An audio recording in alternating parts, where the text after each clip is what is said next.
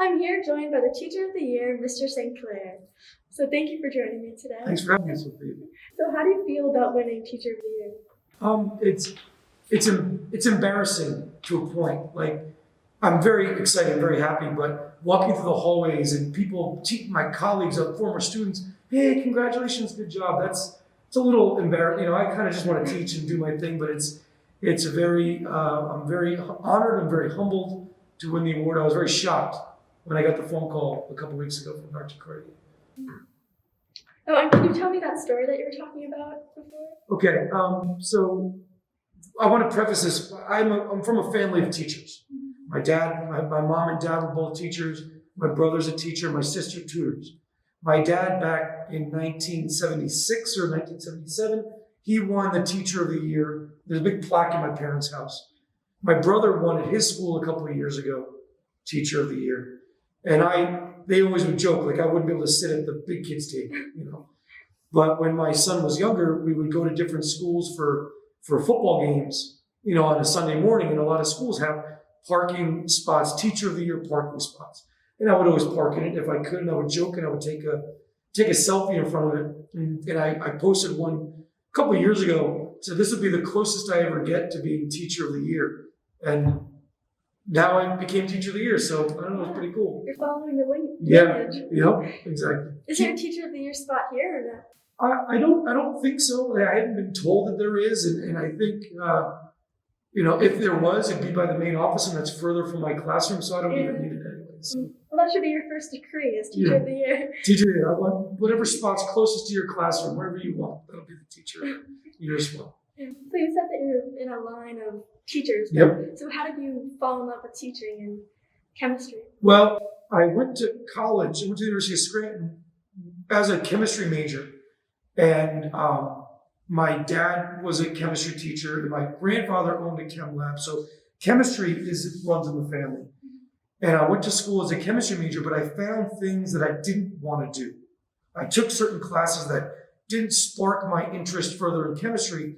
And then senior year, I took an elective class. A friend of mine, we were online, and Mr. Collin will tell you, we were literally standing online to pick classes. And a friend of mine, she was a marketing major, and we decided, hey, we both need to fill an elective. We took an education class. And I liked it. It was a freshman level class. And we were having it was a very interesting class. So I told my dad, I was a senior, I said, I think I want to become a teacher.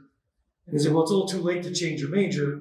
So then after I graduated, I went through the alternate route program, and that's how I became a teacher, because part of the time I was subbing for a little while after college, and I found myself trying to teach the kids instead of just sitting there giving the assignment, reading the paper. So I'm like, I think this is what I want to do. And then I went through the alternative certification program. Haven't looked back. Did you ever think that you would become a teacher before that, or? When I was your age, no. I had my dad as a teacher. Hearing my dad and my mom talk about, I didn't think there was, something that I wanted to do. But I was 17. I didn't know what I wanted to do. But it wasn't like I couldn't picture it, but I didn't always picture it, if that makes any sense. So it was just something that kind of, as I went through, and I helped with my old Boy Scout troop, and I always found myself teaching something. And my first boss, she actually reached out to me when she found out I won Teacher of the Year. She was the person who hired me, my first teaching job.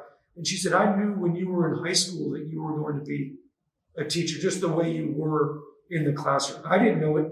Other people saw it in me, but I didn't see it at that time. Oh, yeah. That's a beautiful story. Yeah, it's pretty cool. Where else did you work other than here? I started at my old high school, Clifton High School. So I worked there for 7 years. I worked with my father. It was the best on-the-job training. I worked with my dad, and I worked with my godfather, my dad's best friend. So they were both chemistry teachers, and they showed me the ropes from day one. And I worked there for 7 years, and then, you have to leave the nest sometime. And we moved down to Middletown, and I've been here for 17 years. Do you have any fun stories of working with your family? Yeah, Sometimes high school kids can be a little gullible. So when they would see that, like my old school had 4 wings, and everyone's mailbox was in a specific wing. And my dad and our mailboxes were on the same, his name is Jim, my name is Tim. So they were right next to each other. So we would get each other's mail. Our students would ask if we were related.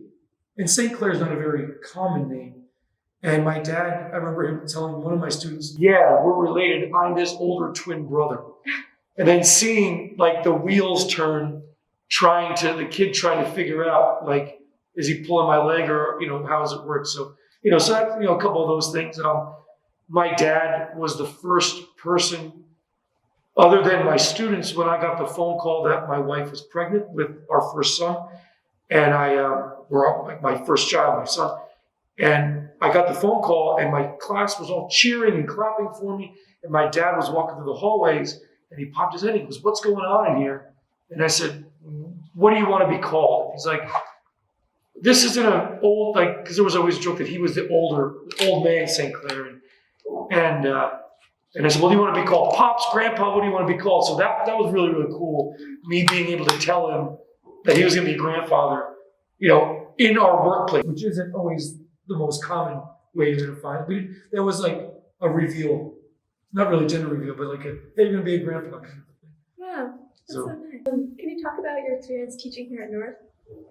It's been awesome. Like the day I came in 17 years ago, and again, like I said, I came from working with my dad, and my godfather. So I came from 2 people who were always looking after, they look after your kids, no matter how old they get, to coming here. And I found, the faculty, especially the science department, has been wonderful. We really work well. I was teaching physics at the time.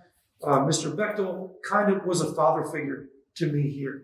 Mr. Coppola, who retired a few years ago, he was kind of that guy for me with chemistry. So, it was very, it's a wonderful, like, family. It's a family of sharing ideas and getting along and stuff. So it's been awesome. And and I'm getting all these compliments about being a teacher of the year, and it's not just a me. I share it with all the department, the other chem teachers, the bio teachers, the physics teachers, because we all kind of work together and we all help each other.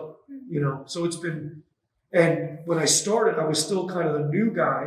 And now, 17 years later, we have newer, Mr. Drazel's a new chem teacher, and I helped him out when he first started teaching chemistry here. So I'm taking that knowledge that was passed and the resources passed down from my dad and my godfather to new, and I had a student teacher for the first time last year.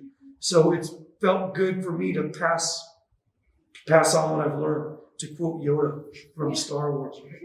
Yeah, student becomes a teacher. Yeah, exactly. So can you just tell me some of your memorable experiences being a chemistry teacher here? Memorable experiences, I remember like a lot of times when we would have the Bring Your Child to Work Day, and everyone would I would always volunteer, and I'd put on a Mr. Wizard type show and tell different, explosions and stuff. And I remember Dr. Cartier walking in, and she was very worried about what I was going to do. Are you sure this is safe? We have little kids here. And then I said, you don't worry about what we're okay. If you're here, we're okay. Imagine what I'm doing when you're not here. So, stuff like that. And just, going in between from one classroom to the other and sharing an idea with whoever I share a room with, whether it's Mr. Sededicato now, Mr. Coppola, Mr. Drazel, Mr. Folks, bouncing ideas. It's more, teaching is teaching, and you kind of make your own experience in the classroom. But that, you kind of build on it every year. But now, this last couple of years, I'm working with Mr. Silvestri every day, which has been new. It's been awesome. Ms. Wellington. So having another teacher in the room with me is a lot of fun, because it only makes the experience for the kids better. Because I kind of have like when you're filming stuff, you have a script you want to follow, right? I kind of have a script. I know what I'm going to teach, especially if I teach the same thing 3 or 4 times. But when you have, another teacher in there, Mr. Sylvester just say, I just did some research on what we're talking about, and I found this out, and it just expands on the lesson. I've never, knock on wood, I've never yet set off the fire alarm, even though it's chemistry class. Kind of just working with the other teachers. That's really been very memorable for me. And I love hearing from the kids. And I see a lot of them as sophomores. Some of them come back like you for AP as a junior. When I see them as a senior, and I see them going through the progression of high school. That's wonderful. I love seeing them at graduation day. That's more memorable than any lesson, like any specific lesson that you can teach. Like, I'll say with you, like, remember when in the beginning of junior year, or when I teach someone why as a sophomore, then as a junior, and then I don't see them much as a senior, and then they come back, and that's I think more memorable than any lesson.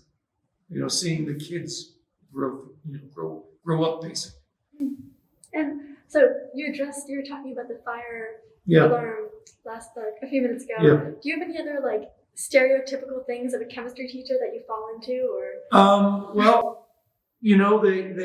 My kids try to see if I know all the elements on the periodic table. The big board is up there. They stump me sometimes, but I know a lot of them. So I don't sit there and memorize it, but 24 years of teaching, you kind of know where things are. I don't have a lab coat that I wear all the time. I should. I have one in the closet somewhere, and I think I might tie-dye it and do that as a lab with the AP kids. Well, they'll tie-dye t-shirts, and I'll tie-dye a lab coat. I don't know. What other... I like to burn things. That's fun stuff. I like to burn stuff. I like to blow things up, but it's never gotten to the point. That's why I have one where we have, this powder that you kind of like LeBron, LeBron in the basketball games when he claps and the baby powder goes up. You send the powder up through the air and it goes through a fire. It's a big fireball and it's very, very quick. But you have to make sure, especially in my classroom, you're not doing it right underneath the sprinkler system. Otherwise, you could have some of that. So, but we burn things. We make stuff. I make silver. We make copper. We do experiments. Things change color, but Is it still fun after 17 years? Yeah, well, you know why? Because from year to year, it's different because there's a different crop of kids, and even from class to class. So I have 2 Chem 1 classes on A day and 2 on a B day. That's 4. I'm doing the same lesson 4 times in a row, but everyone's a little bit different. So it's the kids that make it interesting. It's the personalities in the classroom that make you go off on different tangents and still get the work done. So it keeps it fresh. I'm not a robot. I'm not a YouTube video that you just watch this video and learn. Because if I was, then they would be learning the same thing. Just watch the video and answer the questions. So, so it's different, and that keeps it fresh. And now, with coming out of virtual learning, I'm doing things a little bit different, trying to get back, and I'm excited about getting back into doing real labs. Last year was tough, you know. Yeah. So that's bringing a freshness to it because we're not just sitting on a computer, So it's good. And what is your obsession with shirts? That's a good question. No. So for those of you who don't know, my classroom is filled with chemistry shirts. My dad, and I'm talking a lot about my father. He's a very big influence on who I am, right? But he's been retired, or he retired in 2006. So it's just 15 years ago. But he always would wear chemistry shirts with jokes on it and stuff. And for Christmas, my birthday, my mom and dad would always get me chemistry shirts. And that I don't really wear them around all the time. And I hope my mom doesn't see this, because she would get mad at me. But so to honor that, what I do is I got command hooks and I hang them up all over the room. And they're chemistry jokes. I tell jokes periodically, or try to be like a proton and stay positive. So things that I want to hang them, like if you go to the Boston Garden, they have the retired jersey, or go to Yankee Stadium and all the retired numbers. I have all the T-shirts up. So that's where it came from. So and when my mom got mad, I said, "Oh, I have this. I want to hang it up in my classroom." And she's like, "Well, how come you're not going to wear it?" And I said, "Well, so I can see it every day. So it's up. So it's some new stuff." There's a couple ones that aren't chemistry though. Like they found out. I don't know, it was your class. They found out the Oompa Loompas. Yeah. I have a fear of the original Willy Wonka Oompa Loompa. So one of my students last year got me a Oompa Loompa shirt, which it's not. I don't see it. I see it when I walk in the room, but I don't see it there. Like I have to go like this. I can't. I think my sister traumatized me as a little kid when we watched that movie. She must have made me watch it or something. And there's a mental block there. My sister has it with Jaws. I have it with those Oompa Loompas. Yeah. I don't know. I think that's a perfect end to the interview. There you go. But also, so what about your own son? Is he going to go into chemistry? He is not going to go into chemistry. He's taking AP chemistry now, and he's doing very well in it. And he's a hard worker. And I've enjoyed helping him. When he's home, he gets me as like free tutoring, right? Like my dad helped me, because my dad was my chemistry teacher in high school. I had him for 2 years. I had my godfather for a year, then worked with him. So I'm seeing the other end of it, helping my son out. So, but he wants to work in sports. He wants to have one of the 30 jobs that are available. He wants a general manager of a Major League Baseball team. So he's going to college for business and finance with a sports